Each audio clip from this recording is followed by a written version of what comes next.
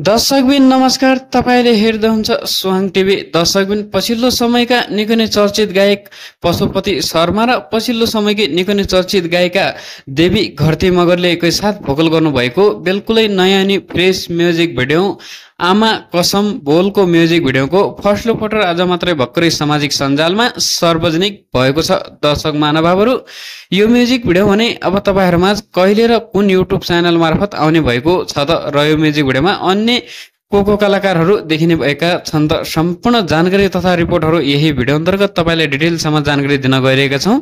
त्यसैले भिडियोलाई पनि अन्तिम समय साथ दिन होला। यदि तपाईहरु हाम्रो सोहाङ टिभी च्यानलमा नयाँ हुनुहुन्छ भने हाम्रो सोहाङ टिभी च्यानललाई सब्स्क्राइब गरी बेल आइकन घण्टी पनि अवश्य थिचिदिनु होला, ताकि हामीले प्राप्त गरेका यस्तै नयाँ अपकमिङ सङका रिलेटेड जानकारीहरू तपाईको मोबाइल सेटहरूमा सजिलैसँग उपलब्ध हुने नै छन्। दर्शक महानुभावहरू, यो म्युजिक भिडियोमा डाइरेक्सन रहेको छ पछिल्लो समयका निकै नै लोकप्रिय डाइरेक्टर काजी श्रेष्ठको। यो म्युजिक भिडियोमा डाइरेक्सन तथा कोरियोग्राफी रहेको छ भने र यो म्युजिक भिडियोमा म्युजिक रहेको छ पछिल्लो समयका निकै नै चर्चित सर्जक गणेश अधिकारीको। यो म्युजिक भिडियोमा म्युजिक रहेको छ भने त्यसैगरी यो म्युजिक भिडियोमा लिरिक्स रहेको छ दीपक कण्डेलको। दर्शक महानुभावहरू, यो म्युजिक भिडियोमा मुख्य शीर्ष भूमिकामा अभिनय तथा रोल रहेको छ पछिल्लो समयका चर्चित अनुहार मोडलिकाहरू यसु भट्टराई, काजी श्रेष्ठ,